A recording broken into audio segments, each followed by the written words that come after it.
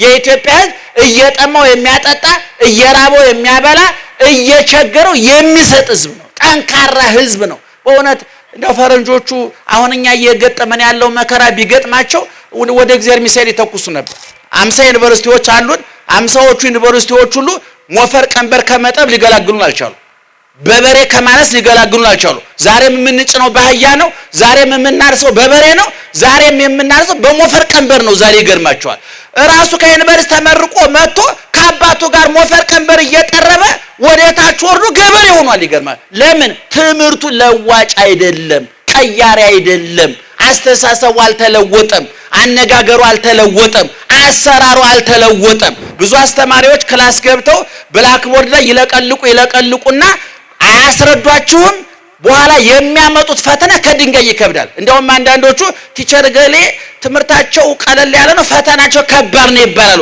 ምክንያቱም መምህሩ ለመታወቅ እንጂ ለማሳወቅ አልፈለገም ማለት ነው። የኢትዮጵያ ተመካክሮ እንበድ ብሎ ተደዋውሎ ያበደበት ዘመን ይሄ ዘመን። እውነቱን ለመናገር ሰው ተመካክሮ ይነግዳል፣ እኛ ተመካክረን አበድን። እውነቱን ለመናገር ዛሬ የምንሰማው በየሚዲያው የምንሰማው ባህር ዳር የተፈጸመውን አሰቃቂ ወንጀል መቀሌ ተሰሙታላችሁ፣ አዋሳ ተሰሙታላችሁ፣ ናዝሬት፣ አዳማ፣ ጅጅጋ ተሰሙታላችሁ። ይሄ ማለት ምን ማለት ነው? ልናብድ ነውና እበዱ ተብለን ተደዋውለን በጅምላ ያበድን እስከሚመስለን ድረስ ማለት ነው። እኔ ከዚህ በፊት ተናግሬያለሁ። መቼም ከአዲስ አበባ ሰባኪ ማምጣት ከአዲስ አበባ ወደ ጎጃም ጤፍ እንደመጫ ነው የምቆጥረው። እውነቱን ለመናገር በጣም ነው የማዝነው እኔና እኛ ለመማር ነው የምንመጣው ወደዛ አካባቢ እንጂ ለማስተማር ብዙ መምጣቱ አስትራፊ አይደለም። እና ዛሬ እኛን ለመፈወስ የአይን ሐኪም ለብቻ ነው፣ የጥርስ ሐኪም ለብቻ ነው፣ የኩላሊት ሐኪም ለብቻ ነው፣ የጉበት ሐኪም ለብቻ ነው። ተከፋፍለው ነው ሰዎቹ እያጠኑን ያሉት። ምክንያቱም በጅምላ ሰው ማጥናት አልተቻለም። የልብ ሐኪም ታውቃላችሁ፣ በቀዶ ጥገና ልብ የተቀየረላቸው ሰዎች አሉ። ክፋታቸው ግን መቀየር አልተቻለም። ጥመታቸው መቀየር አልተቻለም። ምክንያቱም ሳይንቲስቶች ደም በትክክል እንዲሰራጭ ሊያግዙ ይችላሉ፣ ሐሳብ እንዲሰራጭ ግን ማገዝ የሚችሉት የለም። ስለዚህ ቤተክርስቲያኒቱ ኑናዩ የምንላት ቤተክርስቲያን ናት። ዛሬ መስቀሉን እያያችሁት ነው። እግዚአብሔር ይመስገን። በየዓመቱ መስቀል ይከበራል። በየዓመቱ ጥምቀት አለ። አሁን ደግሞ ወጣቶቹ ደግሞ እየተጠናከሩ ደግሞ የአይላፍ ዝማሬ የሚባል ደግሞ ነጭ በነጭ ተለብሶ ደግሞ መጥቷል። ይሄ ሁሉ የቤተ ክርስቲያኒቱ ማይሞል ሞገዱን ተሻግራ እንደምታልፍ ማረጋገጫ ነው።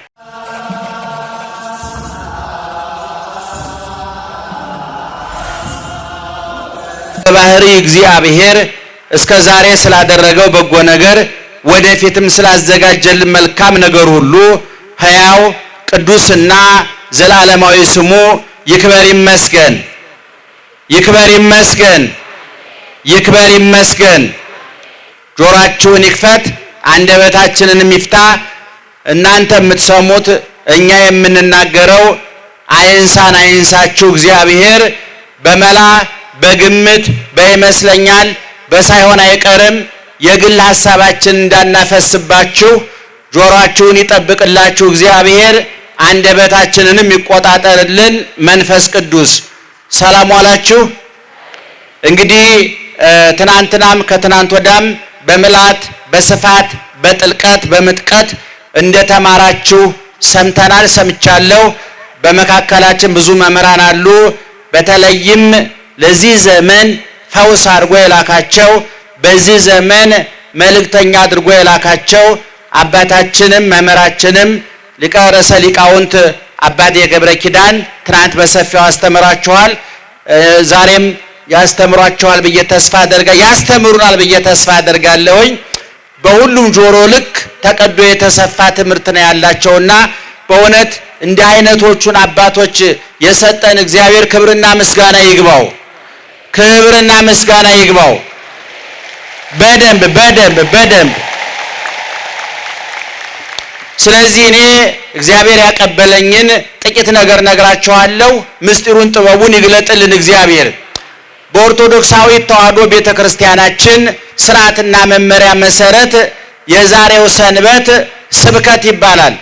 አባቶቻችን ጥልቁን መጽሐፍ ቅዱስ ሩቁን መጽሐፍ ቅዱስ የጠለቀውን የረቀቀውን መጽሐፍ ቅዱስ እንድናወራው ብቻ ሳይሆን እንድንኖረው ብቻ ሳይሆን እንድንከብርበት መስማት በምንችለው ልክ መኖርን በምንችለው መጠን መመስጠር መተንተን መበለት አለበትና ኦርቶዶክሳውያን የተዋሕዶ ሊቃውንት ዓመቱን ከፋፍለው ለምስጋና፣ ለዝማሬ፣ ለቅዳሴ፣ ለትምህርት እንዲመች አድርገው ሰርተውታል። እኔ ሁል ጊዜ እንደምለው ኦርቶዶክሳዊ ተዋሕዶ ቤተክርስቲያን ተሰርታ የተጠናቀቀች ተሰርታ ያለቀች ማንም ሲፈልግ የማያሰፋት ሲፈልግ የማያጠባት ሲፈልግ የማይቀንሳት ሲፈልግ የማይጨምርባት ተሰርታ ተጠናቃ ያለቀች ከፍ ሲል በክርስቶስ ዝቅ ሲል በገብረ ክርስቶስ በጻድቃን በቅዱሳን ልክ ማለት ነው ተቀዳ የተሰፋች የተዘጋጀች ቤተክርስቲያን ናት።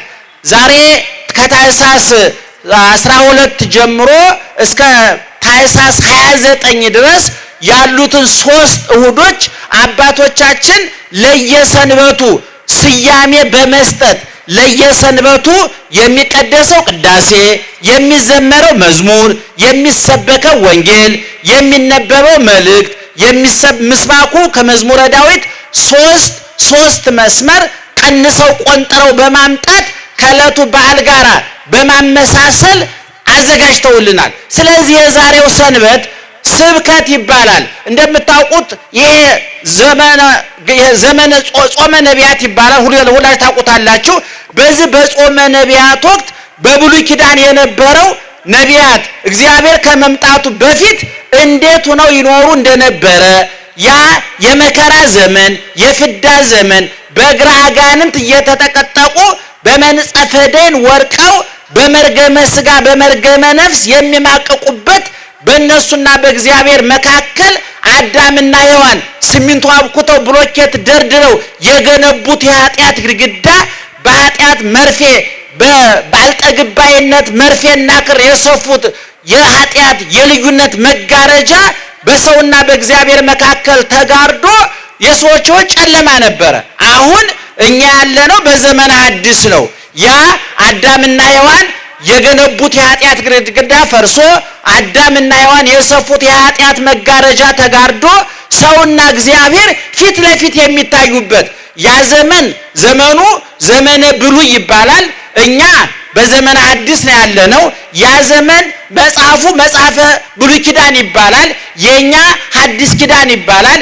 የዛ ዘመን ሰዎች የብሉይ ኪዳን ሰዎች ሰባ ብሊት የብሉይ ኪዳን ሰዎች ይባላሉ። እኛ ደግሞ የሐዲስ ኪዳን ሰዎች እንባላለን።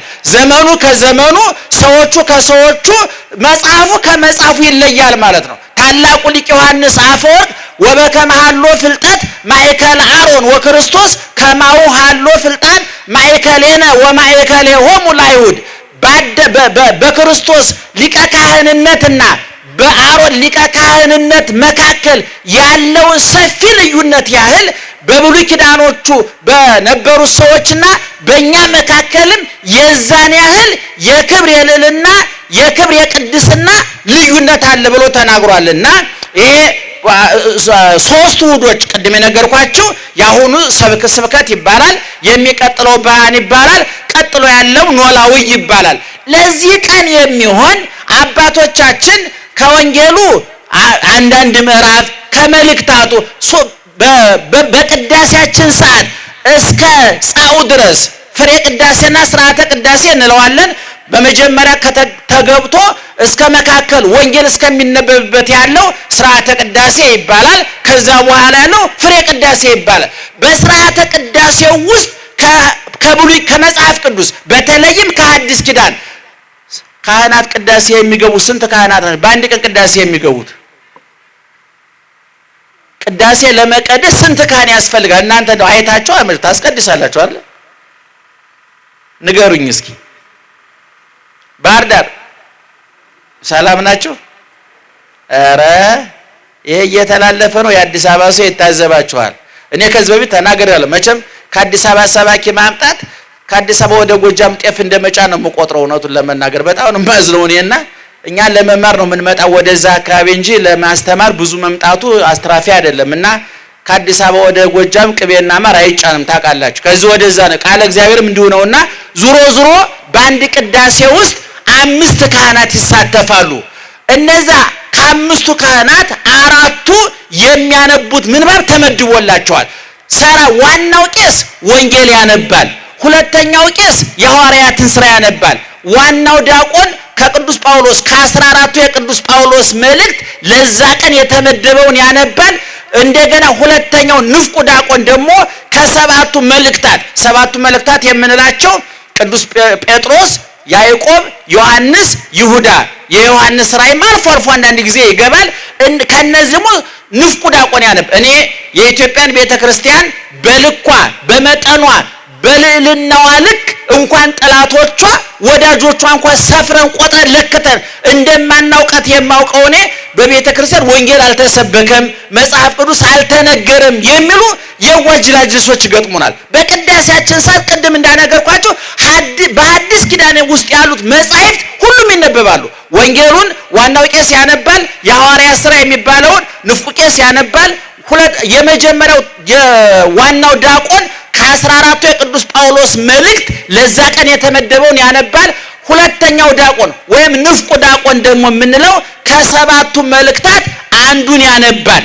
ይሄ ንባባቸው ራሱ ቅደም ተከተል አለው። መጀመሪያ ጳውሎስ ይነበባል፣ ከዛ ቀጥሎ የሐዋርያት ሥራ ይነበባል፣ ከዛ የጴጥሮስ መልእክት ይነበባል፣ ከሰባቱ መልእክታት ከዚያ ወንጌል ይነበባል። ወንጌል በሚነበብበት ጊዜ ዣንጥላ ተይዞ መብራት በርቶ፣ ምክንያቱም ወንጌል መጻሕፍት ናት፣ የመጻሕፍት እናት ናት። ወላዲተ መጻሕፍት መጻሕፍት ወንጌል ናት። የሚገርማችሁ ሐዋርያው ቅዱስ ጳውሎስ ወንጌልን ሲተረጉም ወንጌል ሁለት ትርጉም ያለው፣ አንደኛ መጽሐፉ ነው የማቴዎስ ወንጌል፣ የሉቃስ ወንጌል፣ የማርቆስ ወንጌል፣ የዮሐንስ ወንጌል አራቱ ወንጌላውያን የጻፏቸው በጥቅሉ 89 ምዕራፍ ያለው አራቱ ወንጌላውያን የጻፉት አራቱ ወንጌላት አሉ። ይሄ በመጽሐፍ ደረጃ ነው።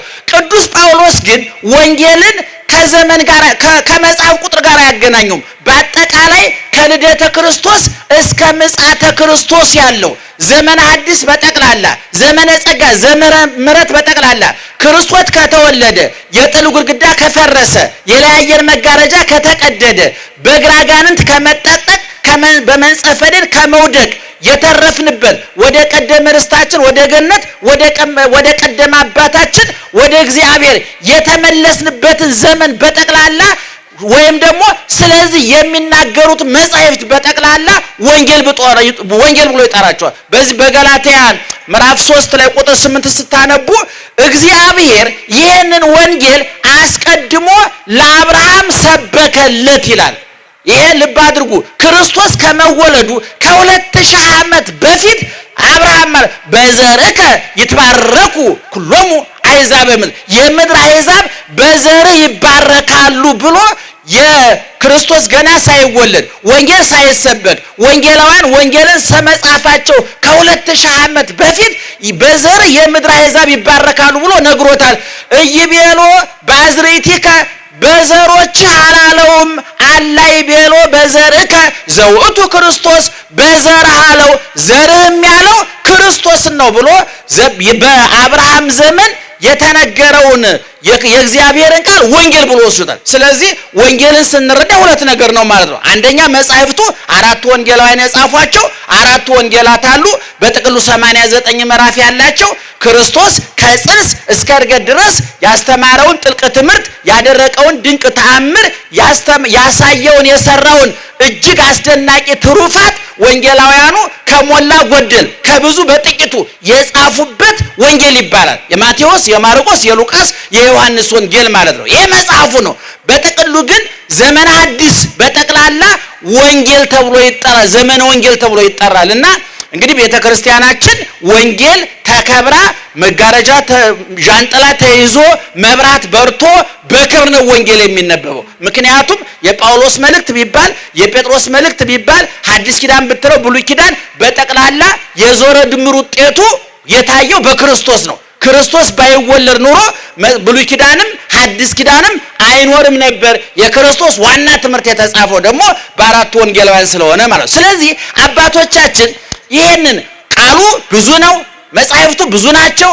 እንደየቦታው እንደየጊዜው እንደየሁኔታው መጥነን ቆንጥረን ለክተን ንባቡ ለጆሮአችን፣ ምስጢሩ ለአእምሮአችን፣ ኃይለ ቃሉ ለህሊናችን ማረፊያ እንዲሆን ሰፍረው ቆጥረው ለክተው በዚህን ጊዜ ይሄን አንብቡ፣ በዚህን ጊዜ ይሄን ቀድሱ፣ በዚህን ጊዜ ይሄን ዘምሩ ብለው ነግረውናል። ዛሬ የተነበበው ወንጌል ቅድም እንደተናገርኩት የዮሐንስ ወንጌል ምዕራፍ 1 ከቁጥር 44 እስከ መጨረሻው ድረስ ነው።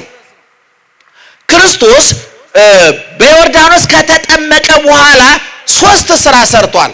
አንደኛ የሚተኩትን ሰዎች መርጧል። ወደፊት እሱ ያርጋል። እሱ ሲያርግ ለጊዜው በእግራቸው ለፍጻሜው በስራቸው የሚከተሉትን ቀንና ሌሊት የማይለዩትን ምስጢር ያልተከፈለባቸውን ሲጠይቁ እየመለሰ ባይጠይቁ እንኳን ለበውክሙኑ የተናገርኩት ነገር ገብቷችኋል፣ እዚህ ላይ ጥያቄ የላችሁም፣ ይሄን ነገር ተረድታችሁታል እያለ ራሱም እየጠየቀ እነሱም እየጠየቁ ነገ እሱን ተክተው ዓለምን የሚያጣፍጡ ጨዎች፣ ዓለምን የሚያበሩ ሻማዎች ናቸውና በደንብ አድርጎ በቃልም በተግባርም ሊቁ እንደተናገረው የክርስቶስ ትምህርት የቃልም የተግባርም ትምህርት ነው። ይናገራል፣ የተናገረውን ያደርጋል። ይትናገር ትሑታተ ወይገብር አብያተ። እግዚአብሔር ትልቅ ነገር ትንሽ ነገር ይናገራል፣ ትልቅ ነገር ያደርጋል። ንሕነሰ ሰብእ እኛ ሰዎች ግን ንትናገር ብዙኃ ወይንክል ህዳጠ ገቢረ። ብዙ እንናገራለን፣ ጥቂት እናደርጋለን አለ። ትንሽማ 1-2 ብርጭቆ ጠላ ከቀመሰ ሳይንቲስት ነው፣ በቃ ጠፈረተኛ ነው። በቃ የሚሆነው ነገር የለም። ደጀ ሰላም ዲያቆኑ ሁሉ ሲገባ ይባላል ነገ ድጓ ቤት ሄዳለሁ ነው የሚለው በቤተ ክርስቲያን። ነገ መጽሐፍ ቤት እገባለሁ። ጠላው ሲተን ስሜቱ አብሮ ይተናል፣ ይበናል። በትምህርት ቤት ታውቃላችሁ ብዙ አስተማሪዎች ክላስ ገብተው ብላክቦርድ ላይ ይለቀልቁና አያስረዷችሁም። በኋላ የሚያመጡት ፈተና ከድንጋይ ይከብዳል። እንደውም አንዳንዶቹ ቲቸር ገሌ ትምህርታቸው ቀለል ያለ ነው፣ ፈተናቸው ከባድ ነው ይባላሉ። ምክንያቱም መምህሩ ለመታወቅ እንጂ ለማሳወቅ አልፈለገም ማለት ነው። እግዚአብሔር ግን መስማት በምንችለው ልክ የሚናገር አምላክ ነው እና ሊቁ ሲናገር ምን አለ? ይትናገር ትሑታተ ወይገብር አብያተ። ትንሽ ይናገራል፣ ትልቅ ያደርጋል። እኔ የዓለም ብርሃን ነኝ በሉ እስኪ። የማን ብርሃን ነኝ? ይችን ለማለት ስንት ሰከንድ ይፈጅ? 3-5 ሰከንድም አይፈጅም አይደለም? ግን አይን ማብራት ግን በ5 ሰከንድ አይቻልም። ኢየሱስ ክርስቶስ እኔ የዓለም ብርሃን ነኝ ብሎ ትንሽ ነገር ይናገርና ወዲያው በደረቅ ግንባር አይን ፈጥሮ ያሳያል። አነ ውእቱ ህብስተ ሕይወት ዘወረደ እምሰማይ። ከሰማይ የወረደ የሕይወት እንጀራ ማን ነው? ኢየሱስ ክርስቶስ ነው። ቃሏ ትንሽ ናት። ይትናገር ትሑታተ ማለት ይሄንን ነው። ይችን ማንም ሊናገራት ይችላል። ማንም እኔም አልኩት እናንተም ትሉታላችሁ።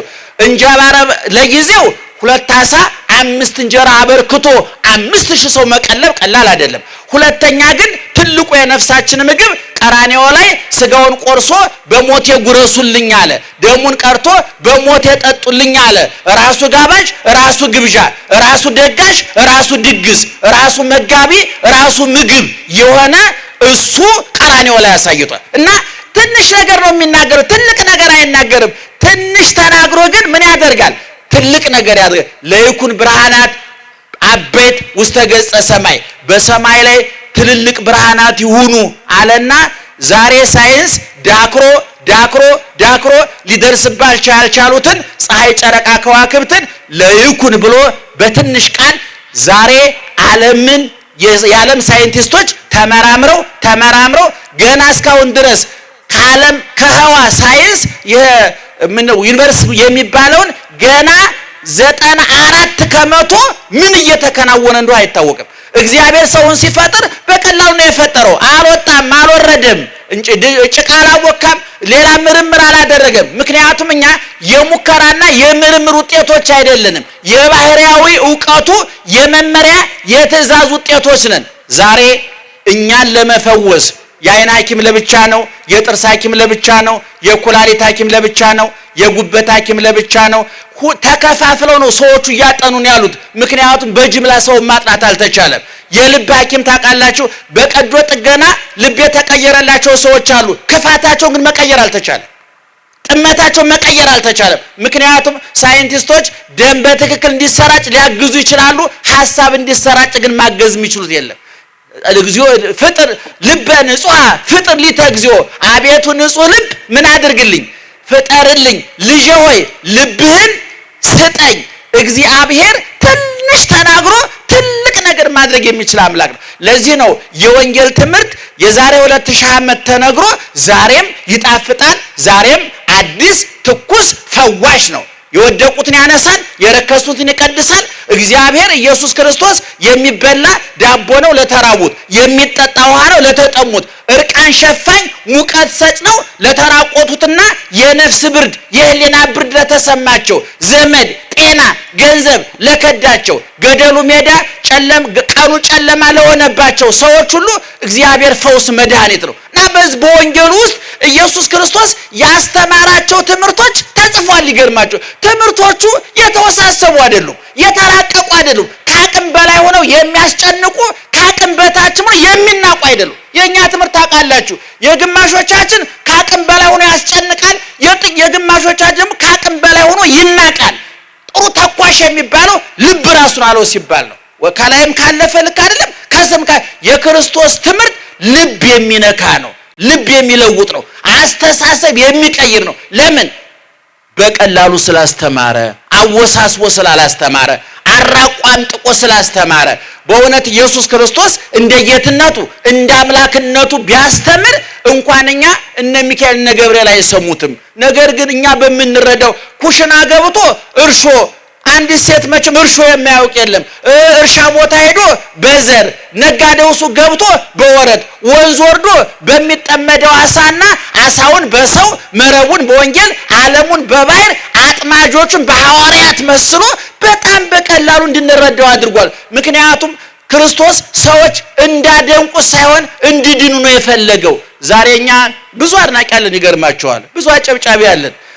ካጸደቅነው ይልቅ የሚያደንቀን ይበዛል። ታውቃላችሁ፣ በነፍሱ ሳይነሳ ከኛ ጋር ብዙ ፎቶ ይነሳል፣ እኛም ደስ ይለናል። ይገርማቸዋል። ከናንተ ብዙም ስለማንሻል እንዴት ሞቅ እንደሚለን ብታዩ። ወደፊትም ተነሱ ከኛ ጋር ሞራል ይሆናል። ጥሩ ነው። የክርስቶስና የሐዋርያት ዓላማ ግን ሰዎች እንዲለወጡ ማድረግ ነው፣ እንዲቀየሩ ማድረግ ነው። ምእመናን ትምህርት 3 አይነት ለውጥ ማምጣት አለበት። ደህና ዋላችሁ? እየሰማችሁ ነው? ስትወጡ ንገሩ።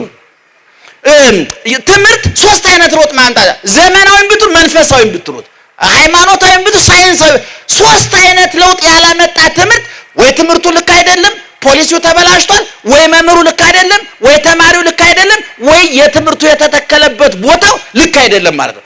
ያስተሳሰብ፣ ያነጋገር፣ ያሰራር ለውጥ ማምጣት አለበት። የክርስቶስ ትምህርት፣ የሐዋርያት ትምህርት፣ የሊቃውንት ትምህርት ለውጥ ለምን አመጣ?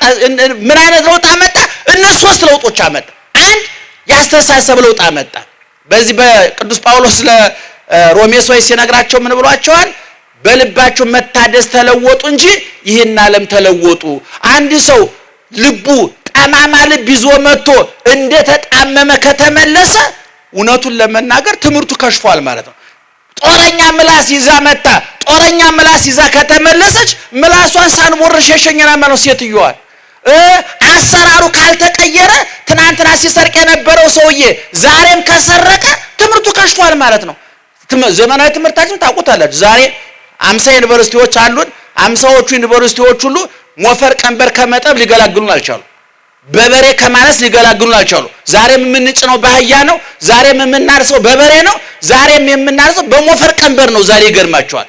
ራሱ ከዩኒቨርሲቲ ተመርቆ መጥቶ ከአባቱ ጋር ሞፈር ቀንበር እየጠረበ ወደ ታች ወርዶ ገበሬ ሆኗል። ይገርማል። ለምን? ትምህርቱ ለዋጭ አይደለም፣ ቀያሪ አይደለም።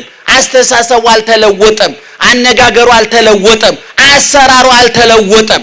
በሶስቱ መንገድ የክርስቶስ ትምህርት ይሄን ለውጥ ነው ያመጣው። ምን ተነግ የሐዋርያት ትምህርት ይሄን ለውጥ ያመጣው እና ቅዱስ ጴጥሮስ ካስተማሩ በኋላ ምን ተነግበል ምን እናድርግ ብለዋቸዋል። እኛ ዛሬ ምን እናድርግ የሚል ለውጥ አላመጣንም እንዴ? እናንተ እኮ ስታስተምሩ ይላል ጌታ እባቡን በእጃችሁ ብትነኩት ምንም አያደርጋችሁም ማለት። እኛ ግን ዛሬ ራሳችን እባብ ስለሆን እባቡኛን የሚይዘን የሚመስለኝ እውነቱን ለመናገር ተቀይረን ተለውጠን። ስለዚህ የክርስቶስም ለዋጭ ነውና ዛሬ ዘመነ ስብከት ይባላል ብያችኋለሁ። በዚህን ጊዜ ኢየሱስ ክርስቶስ ሰው ሆኖ የሰራው ስራ አንድ ሰው መምረጥ የመጀመሪያ ስራው ሐዋርያትን በቆሮንቶስ በ40 ቀን ጾሞ ከወጣውና የመጀመሪያ ስራው ሰው ነው የመረጠ ሐዋርያትን ነው የመረጣቸው። እነዚህ የመረጣቸው ሐዋርያት የሥራ መስክ ትኩረት ከማይሰጠው የሥራ መስክ የተመረጡ ናቸው። እንደውም ሊቃውንት ሲተረጉሙ ምን ይላሉ? ከአምስት አይነት ወገን መርጧቸዋል ሐዋርያትን ይላል። ከስንት ነገር አልኳቸው? አቤት ከአምስት ወገን መርጧቸው። መጀመሪያ ከመስተገብራን ከገበሬው መካከል የተመረጡ አሉ፣ እንደነ በርተሎሜዎስ አይነት። ሁለተኛ ከመጸባን ከቀራጮች የገቢ ግብር ከሚሰበስቡት መካከል እንደነ ማቴዎስ አይነቶቹ ማለት ነው። ሶስተኛ ከመሰግራን አሳ ከሚያጠምዱት መካከል የተመረጡ አሉ። አራተኛ ከአናጽያን ከግንበኞች መካከል የተመረጡ አሉ። አምስተኛ ከአናምያን መካከል የተመረጡ አሉ። ከየሥራ መስኩ ሰብስቦ አስተሳሰባቸውን፣ አነጋገራቸውን፣ አሰራራቸውን ለውጦ ወደ ዓለም ላካቸው እና በዚህ በወንጌሉ በዛሬ በተነበበው ወንጌል መጀመሪያ እነ ጴጥሮስን እነ እንድርያስን መረጠ። ቀጥሎ ፊልጶስን ጠራውና ፊልጶስ ደግሞ ክርስቶስን ሲያገኘው እንደገና ሄዶ ወንድሙ ናትናኤልን ጠራው። ምን ብሎ ነው የጠራው? አረ ናትናኤል ሙሴ በኦሪት ነቢያት በትንቢት የተናገሩለትን በደንብ ስሙ ይመናል። ሙሴ በኦሪቱ ዘጸሐፈ ሙሴ ወነቢያት ነቢያት በትንቢታቸው የተናገሩለትን የናዝሬቱን ኢየሱስ የዮሴፍን ልጅ አገኘ ነው ያለው። ደህና አደራችሁ፣ ደህና ዋላችሁ። የማንን ልጅ? አቤት የማንን ልጅ? የዮሴፍን ልጅ አገኘ ነው። ማን ነው ባዩ? ፊልጶስ። ለማን? ለናትናኤል ምስክርነት ሰጥቶት ማለት ነው። ናስቲ አረባካ አለ ናትናኤል፣ ከናዝሬት ደግ ሰው ሊወጣ ይችላል ወይ እምትለኝና የናዝሬት ጠባይ አንድ አይነት አይደለም። እንግዲህ አንዳንድ ሰፈር አለ አይደለም? የነገሌ ሰፈር አሁን አዲስ አበባ የሀብታሞች ሰፈር ተብሎ የተመደባለ፣ የድሆች ሰፈር ተብሎ የተመደባለ፣ የባለስልጣኖች ሰፈር ተብሎ የተመደባለ። እንግዲህ ሀብታሞቹ ሰፈር ያልታወቀባቸው በመኪና የተጠለሉ ድሆች አሉ። ድሆቹ ሰፈር በድህነት የተጠለሉ ደግሞ ሀብታሞች ኖሩ ይችላሉ። የዓለም ሰው ስያሜ ነው። ናዝሬት የምትባለው የወሮ በላ የማጅራት መቼ ሀገር ናት። እቺ አዳማ ናዝሬት እያልኳቸው አይደለም እንዳታጣሉ። ኢየሩሳሌም ያለችው ነው። ደህና ዋላችሁ። የኢየሩሳሌም ነው። ይችኛዋ እንደ ባህር ዳር ናት። ያው እንደ ባህር ዳር እንደ ደሴ በቃ የወሮ በለች ሁላችንም።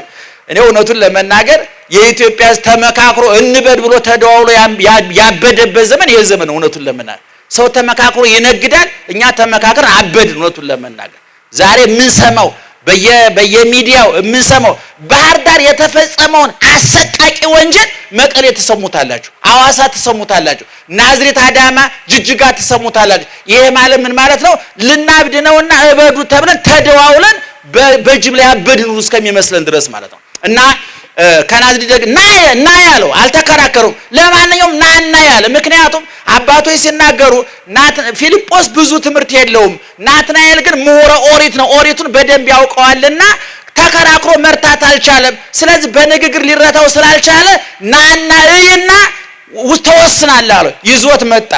ገና ጌታ ሲያየው ይሄ ሽንገላ የሌለበት ክፋት ተንኮል የሌለበት እውነተኛው እስራኤላዊ ገና ዛሬ መጣ ብሎ መሰከረለት። በኋላ ናትናኤል መደነቅ ጀመረ። የት ታቀኛለህ ጌታዬ አለ። ርኢኩከ በታሕተ ዕፀ በለስ፣ ከበለሱ በታች ዛፉ ስር ቁጭ ብለህ ሳለህ አውቅሃለሁኝ። ምን ማለት ነው? በአዳምና ሔዋን ባመጡት በበለስ ምክንያት በመጣው ፍዳ ተይዘህ በኃጢአት ውስጥ እያለህ አውቅሃለሁ። በበለሱ ስር ዛፉ ስር ቁጭ ብለህ ትሰራ የነበረውን ስራ አውቃለሁኝ አለው። ከዚያ በኋላ በአማን አንተ ውእቱ ወልደ እግዚአብሔር የእግዚአብሔር ልጅ ነህ፣ ወአንተ ወንጉሶሙ ለእስራኤል የእስራኤል ንጉሥ አንተ ነህ። ቅድም ፊልጶስ ናትናኤልን ሲጠራው የማን ልጅ አገኘን ብሎ ነው የጠራው? ሰምታችሁኛል? የማን ልጅ አገኘን ብሎ ነው የጠራው? ጮክ ብላችሁ ንገሩኝ በደንብ። የማን ልጅ? የዮሴፍን ልጅ አገኘን ብሎ ነው የጠራው። ናትናኤል ግን ከመጣ በኋላ ተምሮ ተቀይሮ በሚያየው ነገር ተቀይሮ የዮሴፍ ልጅ እንኳን አገኘሁ ነው ያለው አይደለም። የማን ልጅ አለው? የሕያው እግዚአብሔር ልጅ የእስራኤል ንጉሥ አንተ ነህ አለው። ፊልጶስ የሰጠው መረጃ እንዳቅሙ ነው። ዕውቀት ያድጋል ምእመናን፣ ዕውቀት ያድጋል። በቤተ ክርስቲያናችን ወጣኒ ማዕከላዊ ፍጹም የሚባል አለ። ወጣኒ ጀማሪ የሚባል እኛ ጀማሪም አይደለንም ገና ሁሉም ስለሌለንበት እንደው በመጽሐፍ የተጻፈውን ምን እናገረው ወጣንያን የሚባሉ አሉ ማዕከላውያን የሚባሉ አሉ ፍጹማን የሚባሉ አሉ እነዚህ በወጣኒነታቸው የራቀውን ያያሉ በማዕከላዊነታቸው የረቀቀውን ያያሉ በፍጹምነታቸው የሩቁም የረቂቁም ባለቤት የሆነውን እግዚአብሔርን ያያሉ ቅዱሳን ሲበቁ አሁን ፊልጶስ የሰጠው መረጃ ምንድነው ያለው ነቢያት የጻፉለትን ሙሴ የጻፈለትን ነቢያት ትንቢት የተናገሩለትን የናዝሬቱን ኢየሱስ የዮሴፍን ልጅ አገኘ ነው ብሎ ተናገረ አሁን ናትናኤል ሲመጣ ግን እውነትክን ነው የዮሴፍ ልጅ አይደለም ያለው መጥቆ አልፎት ሄደ ይገርማቸዋል አልፎት ሄደ አንተ የሕያው እግዚአብሔር ልጅ የእስራኤል ንጉስ ነህ አለው ይሄን ናትናኤል አታድንቅ ገና ወምዝ ዘያቢ ትሬኢ ገና የበለጠ ነገር ታያለህ እንዘ ይትራሃዋ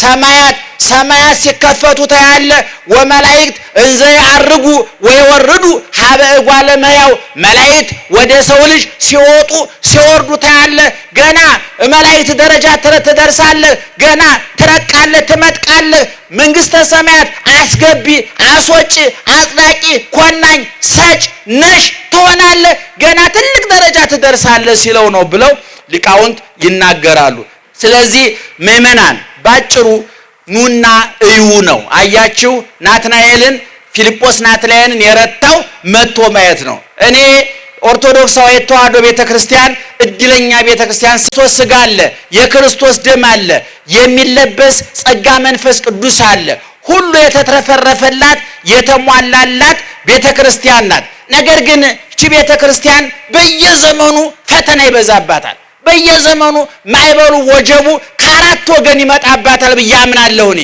የመጀመሪያ ፈተናዎቿ ራሳቸው ልጆቿ ናቸው ከውስጥ ወደ ውጭ የሚገፏል ከውጭ ወደ ውጭ የሚገፏል በእናትነቷ ከማህፀኗ ተወልደው እንደው እውነቱን ለመናገር አሁን እየበጠበጡን እየረበሹን የመጡት ከውጭ የመጡት ጠላቶቹ አይደሉም ከሌላ ቦታ ከውስጥ የመጡት ከአፈር ከትቢያ አንስታ ልብስ እንደው የነፍሱን ተውት የጽድቁን ተውት የመንግስተ ሰማያቱን ተውት የጸጋውን ተውት በሃይማኖት ስለሚገኘው ልጅነት ተውት በስጋዊ ኑሯቸው ከትቢያ አንስታ ከአፈር አንስታ እንዴት ዋላችሁ የሚላቸው ሰው ያልነበሩ የሌላቸውን ሰዎች ከባዶነት አንስታ በልተው ጠጥተው ለብሰው እንዲኖሩ ያደረገቻቸው መልሰው በእሷ ላይ ሰቆናቸውን ያነሱ ጣታቸውን የቀሰሩ ምላሳቸውን ያስረዘሙ እርግማን የሚተፉ ልጆች ከውስጡ የመጡባት ናቸው እነዚህ በየዘመኑ ተነስተዋል ታውቃላችሁ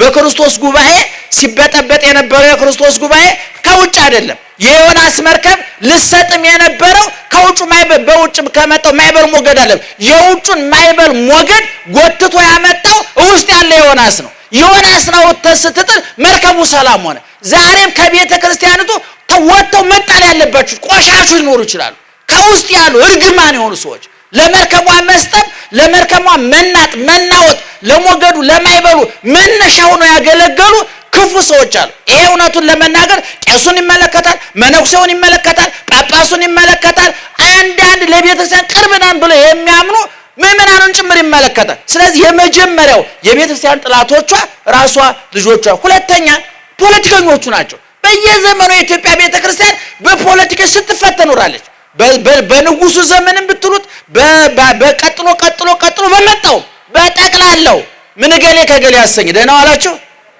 አቤት እናንተ አቁበታል የኢትዮጵያ ሕዝብ ሌላው እየነደደ ዳቦ መጋገር የሚፈልግ ነው በገጠር ምን ይባላል ሰነፍ ሴት ታቁታላችሁ መቼም እዛ ሀገር አለ ሰነፍ ሴት ምጣድ አትጥድም ይባላል በቅል ነገር ሊጧን ትይዝና የሰማ ምጣድ ትፈልጋለች እንትናዬ ዛሬ ምጣድ ታሰሚያለች አዎ እንደው አንድ እንጀራ ሰፋለሁኝ በሰማ ምጣድ እንጀራ ጋግራ ትመጣለች ዛሬ በሰማ የህዝብ ስሜት እንጀራ የሚጋግሩ ስግብግብ ሰነፍ ሰዎች አሉ የራሳቸው ምጣድ የላቸው ግን እንጀራ ይበላሉ የራሳቸው እሳት የላቸው ግን ያነዳሉ እና ቤተክርስቲያን ሁለተኛ ጠላቶቿ በየዘመኑ የሚነሱ ፖለቲከኞች ከግራ ቀኛሉ ሶስተኛው ሌሎች ሃይማኖቶች እኔ ሌሎች ሃይማኖትን እውነቱን ለመናገር ጨዋውን በብዙ 100 ሚሊዮን በዓለም ላይ ብዙ ሙስሊም አለ፣ ብዙ ፕሮቴስታንት አለ። የኢትዮጵያ ቤተክርስቲያን ተስማምታ ለመኖር ችግር የለባትም። በ6ኛው መቶ ክፍለ ዘመን ሙስሊም ወንድሞቻችን ሲመጡ ኦርቶዶክሳዊ ተዋሕዶ ቤተክርስቲያን በሯን ከፍታ በእንግድነት ተቀብላ አስተናግዳለች። ፕሮቴስታንቶችም ሲመጡ እንደዚሁ ነው እውነቱን ለመናገር። ነገር ግን ጥቂት እዚህ ግቡ የማይባሉ እምነቱን የማይወክሉ ሰዎች ግን ቤተክርስቲያን ብትዳከም ቤተክርስቲያን ብትጠፋ እንድትጠፋ ቀን ከሌሊት እረፍታቱ የሚሰሩ ሰዎች አሉ። አራተኛ አልጠግባይ ሰዎች፣ ስግብግብ ሰዎች፣ በሷ እናተርፋለን ብለው የሚያስቡ ሰዎች አሉ። ገንዘብ እስካገኙ ኪሳቸው እስከሞላ የነፍሳቸው ጉዳይ የማያሳስባቸው፣ ሆዳቸው እስከሞላ የጭንቅላታቸው ጉዳይ የማያሳስባቸው፣ ምድራዊ ፍላጎታቸው ከተሟላ ሰማያዊ ጉዳይ የማያሳስባቸው፣ በልተን እንሙት ለብሰን እንሙት ያሉ እንስሳዊ ጠባይ አውሬያዊ ባህሪ ያላቸው፣ እንደ እንስሳት አመጋገባቸው ከእንስሳት ጠባያቸው ከአራዊት የተወሰደ፣ በክፋታቸው ሰይጣን የሚቀናባቸው፣ እንደው ሰይጣን የዓመት ፍቃድ ቢወጣና ቁጭ ቢል ወክለን እንሰራለን ብሎ የሚመዘግቡ ሰዎች አሉ። ክፉ ሰዎች። እውነቱ በጣም እናዝናለን። እና ቤተክርስቲያኒቱ በዚህ በኩል እየተናጠች እየተበጠበጠች ትኖራለች። ታውቃለህ። ግን እርግጠኛ ሆነን እንናገራለን። ማይበሩን ታልፈዋለች፣ ሞገዱን ታልፈዋለች፣ ትሻገረዋለች። ምክንያቱም መስራቿ ማን ስለሆነ ቅዱስ ጴጥሮስ እኔ ማን ነኝ ብሎ ለጠየቀው ጥያቄ ክርስቶስ አንተ የሕያው እግዚአብሔር ልጅ ነህ ብሎ ሲመልስ ክርስቶስ ምንድነው ያለው? አንተ ውእቱ ወልደ እግዚአብሔር ያው አንተ ኮኩ አንተ አለት ነህ። በአንተ አለት ላይ በአንተ አለትነት ላይ ቤተክርስቲያኔን እሰራታለሁ። ዋና ቅጸ ሲኦልኒ እየሄይልዋ የገሃነም ደጆች አያናውጧትም ተብሎ ቃል ተገብቷል። መስራቿ ትናንትና ነበረ፣ ዛሬ ያለ፣ ለዘላለም ይኖራል። ዘመን አይሽረውም፣ ቦታ አይቀይረውም፣ ሁኔታ አይገለብጠውም። እግዚአብሔር በምርጫ አይሸነፍም። እግዚአብሔር መፈንቅለ መንግስት አያሰጋውም። እንኳን አሁን ዓለም ሳይፈጠር ንጉስ ነበረ። ዓለምን ፈጥሮ ንጉስ ነው። ዓለምን ማሳልፎ እንደነገሰ ይኖራል። ቤተክርስቲያን ደግሞ የማን ቤት ናት? የሱ ቤት ናት። ከዛ ደግሞ ከሱ ቀጥሎ አጥንታቸውን የከሰከሱ ላባቸውን ያፈሰሱ ሁልጊዜ እንደምለው ጀርባቸውን ለጅራፍ አንገታቸውን ለሰይፍ አይምሯቸውን ለመጽሐፍ ሰጥተው አይምሯቸው መጽሐፋዊ አንገታቸው ለሰይፍ ጀርባቸው ለጅራፍ አንደበታቸው ሆዳቸው ለጾም አንደበታቸው ለጸሎት የባከነ ጊዜ የባከነ ገንዘብ የባከነ አካል የሌላቸው ለክርስቶስ ኑረው ለክርስቶስ የሞቱ ዛሬም በክብር ያሉ ሕያዋን ከሞት በሕይወት ካለነው ከኛ የተሻሉ ሕያዋን ቅዱሳን አሉ። ጠባቂዎቹ አሉ። እነሱ መላእክት ይጠብቋታል፣ ጻድቃን ይጠብቋታል። መላእክት የቤተ ክርስቲያኑ ገበዝ ጠባቂዋ ድንግል ማርያም አለች። ስለዚህ ማይበሉ ሞገዱ ፈተናው ብዙ ነው ወይ? አዎ ይቀጥላል።